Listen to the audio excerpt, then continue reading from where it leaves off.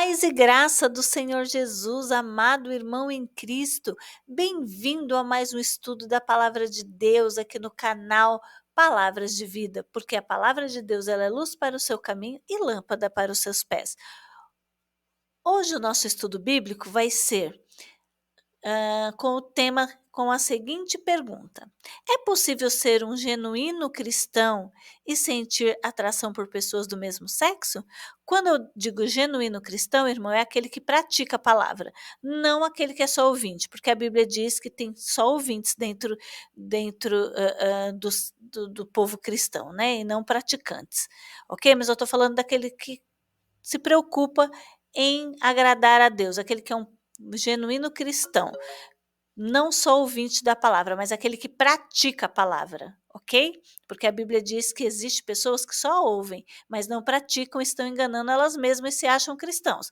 Eu estou dizendo a respeito do cristão genuíno. É possível, querido irmão? O que a palavra de Deus diz a esse respeito? Que o cristão pode passar por essa luta? É igual a mentir, a adulterar ou a sentir inveja, que também são pecados? O que a Bíblia diz sobre essas lutas? Porque quem tá lutando contra a mentira também é uma luta, quem está lutando contra um sentimento perverso também é uma luta, quem está lutando contra a raiva também é uma luta, quem está lutando contra sentir inveja também é uma luta. O cristão também pode passar por essa luta de, em algum momento, sentir algum tipo de atração por uma pessoa do mesmo sexo, porque não deixa de ser uma luta.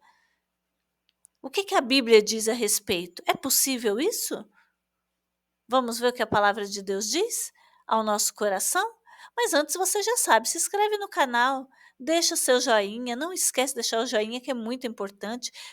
Coloca lá o joinha, compartilhe a palavra de Deus e o melhor, por favor, fique até o final do estudo para que você e eu aprendamos mais e mais da palavra de Deus, porque a Bíblia diz que bem-aventurado é o homem que medita na palavra de Deus para não fazer errado e assim agradar a Deus melhor. Amém?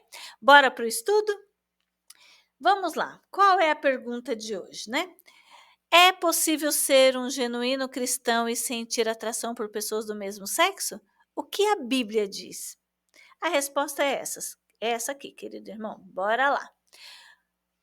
Diz assim: ou não saibeis que os injustos não herdarão o reino de Deus? É uma pergunta.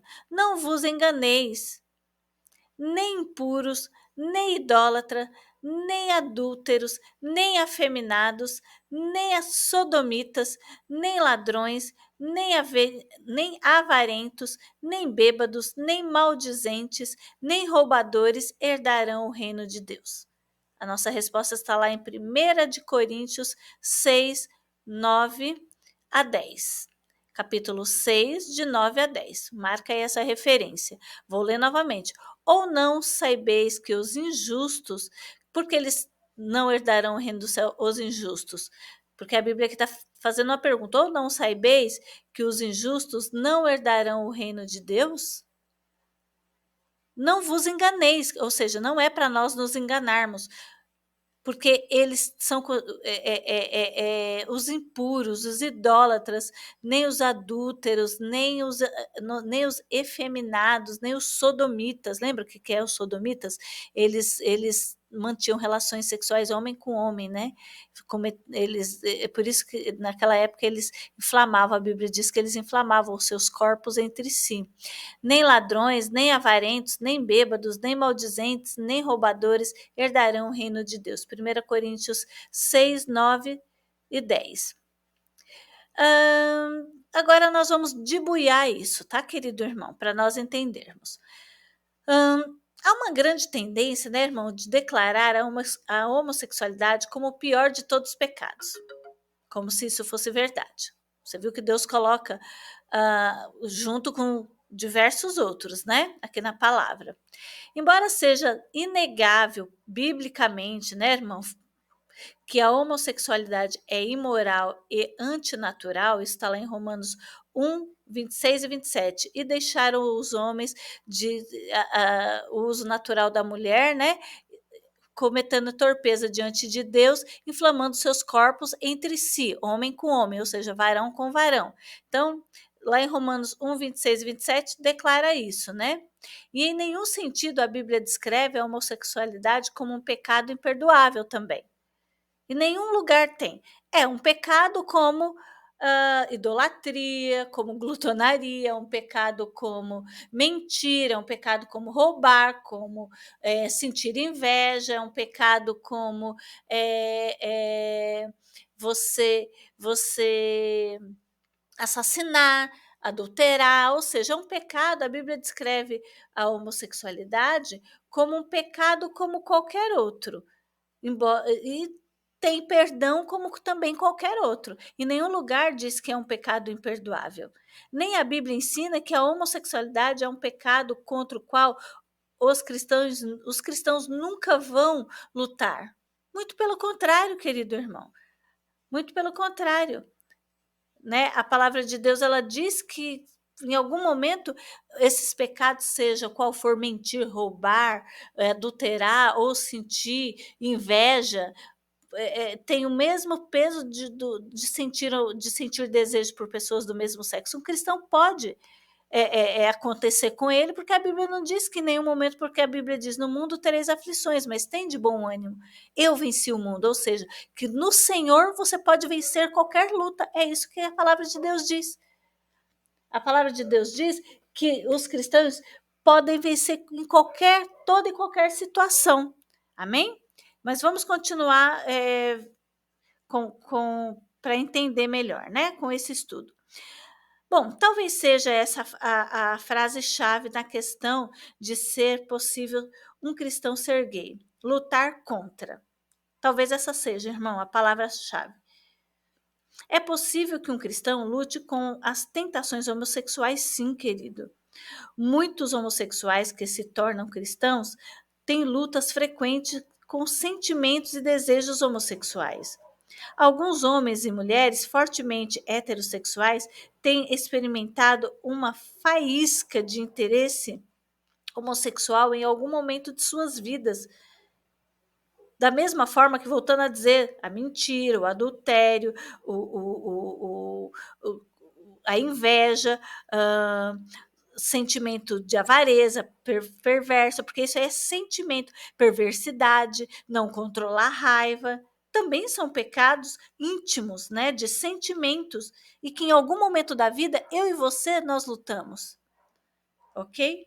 Em algum momento da vida nós lutamos contra esses sentimentos no geral, mesmo que não seja a homossexualidade, mas tem outros pecados que a gente também luta constantemente, que é sentimentos, não é isso? Que é de sentimentos, que não tem diferença entre, tem pessoas que a inveja consome ela, a ingratidão consome ela, e é pecado de sentimentos também, ok?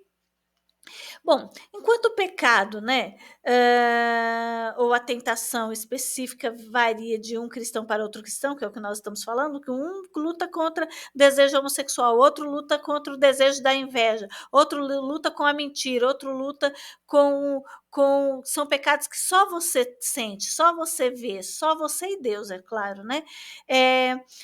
E todos os cristãos, às vezes, têm falhas nessas lutas. Isso está lá em 1 Coríntios 10, 13, que nós falhamos muitas vezes. Se a gente for pela força do nosso braço, querido, a falha é certa. Por isso que nós temos que lutar com as armas certas, as armas espirituais, ok? Bom, o que diferencia, querido irmão, uma vida cristã de uma vida não cristã é a luta contra o pecado. Isso é notório, porque quem vive no mundo, quem não está nem aí com o que Deus pensa, com o comportamento que ele tem, com a vida que ele leva, com os sentimentos dele, com a profissão de fé dele, quem não está nem aí para isso, mesmo frequentando uma igreja, mesmo se dizendo cristão, porque dizer uma coisa, praticar é outra, né? Mesmo que a pessoa não ligue muito para isso, É o pecado que diferencia, porque o cristão ele foge do pecado, ele corre do pecado. Já quando a pessoa não tem esse tipo de sentimento, ela corre para cima do pecado, né? A vida cristã é um caminho progressivo de superar as obras da carne, né? Está lá em Gálatas 5, 19 e 21. Ou seja, todo dia a gente vai fugindo um pouquinho mais do pecado para não cair nas tentações, né? E permitir que o Espírito Santo de Deus produza os frutos do Espírito, né? Em mim e você. Então, quanto mais nós nos acheguemos a Deus, Ele nos achega a nós, né? Buscai, batei, abri-se-vos-á, se achega a mim, que eu me achego a ti, né? Tem que ter, você vai buscando cada vez mais os dons do Espírito, o fruto do Espírito, e o Senhor vai te capacitando, o Senhor vai te dando força, o Senhor vai te dando graça para superar tudo isso, né? Sim, os cristãos pecam, e às vezes horrivelmente, isso é normal. Infelizmente, enquanto nós estamos aqui nesse corpo caído nessa terra, nós vamos passar por essas coisas, né? Infelizmente, às vezes os cristãos assim, são indistinguíveis dos não cristãos. Muitas vezes, querido irmão, a gente vai ver cristãos fazendo coisa que você fala, não, não acredito que essa pessoa, professando a fé que ela faz, né, professando a fé dela, ela faz isso. Porque enquanto nós estamos aqui na carne, nós passamos por essas situações. Mas o importante é você voltar para o primeiro amor, Senhor, me perdoa, me dá graça, me capacita, me mostra o caminho, me limpa dessa situação. Lembra que o Senhor disse para Maria Madalena? Mulher, quem são esses que te condenam? Não estão mais aqui, nem tampouco eu, mas vai e não peques mais. Porque quando você não tem informação, querido irmão, a gente é doidivanas. Mas a partir do momento que o Senhor vai te limpando, tem a palavra dele, né, que é o livro de regra, fé e prática, em amor, que o Senhor deixou para nos guiar, para nos salvar, para nos limpar, porque o Espírito dele nos limpa, nos transforma. A partir do momento que você entrega a sua vida a Jesus, você é uma nova criatura e anda de maneira diferente, de pensamentos diferentes, porque Deus diz que é assim, se ele diz, não é mentira, querido. O mesmo Deus que cura um câncer, segundo a vontade dele, te liberta da mentira, da inveja, do homossexualismo, do adultério, da mentira, do laço, do engano, da venda espiritual. Esse Deus ele tem poder para tudo. Quando a pessoa diz que eu não consigo porque eu tentei de tudo, mas eu prefiro, já se lançou na vida homossexual porque eu tentei, eu era infeliz, agora que eu me lancei, eu estou feliz. Não, é uma mentira do diabo isso para a tua vida, porque Deus não tem limite para fazer uma obra. Deus não tem limite quando a pessoa se entrega a Ele de coração. O Senhor não tem limite para curar, libertar e salvar. Amém? Deus não tem limite, porque quando a pessoa fala isso, ela está limitando o poder de Deus. E Deus não tem limite para fazer o que lhe apraz. Bom, no entanto, né, um verdadeiro cristão sempre vai se arrepender, né, que é o que nós falamos agora. Sempre eventualmente, voltará a Deus e sempre vai retornar à luta contra o pecado. Então, quer dizer, mas a Bíblia não dá suporte para a ideia de que uma pessoa que perpetuamente, sem arrependimento, se envolve em um pecado, possa realmente ser cristão, né? Observe lá em 1 Coríntios 6:11, diz, tais fostes alguns de vós, mas vós vos levantastes, mas fostes santificados, mas fostes justificados em o nome do Senhor Jesus Cristo e no Espírito do nosso Deus. Ou seja, quando você entrega a sua vida para Jesus e se arrepende, você foge do pecado. Tanto seja ele visível e invisível, visível, adultério, invisível, sentir o desejo por pessoas do mesmo sexo. Então, quer dizer, seja qual for o pecado, nem eu nem você devemos limitar a Deus. Eu tentei. Não, você não tentou o suficiente. Porque se você entrega seu caminho ao Senhor, você é uma nova criatura e o Senhor jamais vai te deixar. porque você foi justificado pelo sangue de Jesus Cristo. E aí o que acontece? Você recebe os dons do Espírito, e um dos dons do Espírito é domínio próprio. Sabe o que é domínio próprio? É você dominar toda e qualquer situação. Não é eu que estou dizendo, querido, é a palavra de Deus. E a palavra de Deus não mente. Eu prefiro ficar com a palavra de Deus do que com o que as pessoas dizem, né? Se o Senhor diz que ele dá força e acabou. Lá em 1 Coríntios 6, de 9 a 10, lista pecados que, se alimentados continuamente, identificam uma pessoa como não sendo redimida. Ou seja, não sendo cristã, mesmo que ela diga que é, tá? Muitas vezes a homossexualidade é destacada na lista. Se uma pessoa luta contra as intenções homossexuais, presume-se que essa pessoa não seja salva. Se uma pessoa realmente se envolve em atos homossexuais, definitivamente supõe-se que essa pessoa não seja salva. No entanto, as mesmas suposições não são feitas, pelo menos não com a mesma ênfase, em relação a outros pecados na lista, que foi aquilo que nós falamos, né? A fornicação, que é o sexo pré-matrimonial, a idolatria, o adultério, o roubo, o cobiça, o alcoolismo, a calúnia e a mentira. Tudo isso também leva a pessoa para o inferno, é pecado para Deus, como o homossexualismo, como sentir desejos homossexuais. É incoerente, por exemplo, irmãos, declarar os culpados de sexo pré-marital como sendo cristãos desobedientes e, ao mesmo tempo, declarar homossexuais como definitivamente descrentes. Percebe que as pessoas fazem isso, mas é igual? As pessoas levam para o inferno do mesmo jeito, se não houver arrependimento? Se não houver a deixa do pecado? É possível ser um cristão gay? É a pergunta. Se essa frase se referir a uma pessoa que lute contra desejos e tentações homossexuais, sim, um cristão genuíno, ele pode sentir isso. É possível.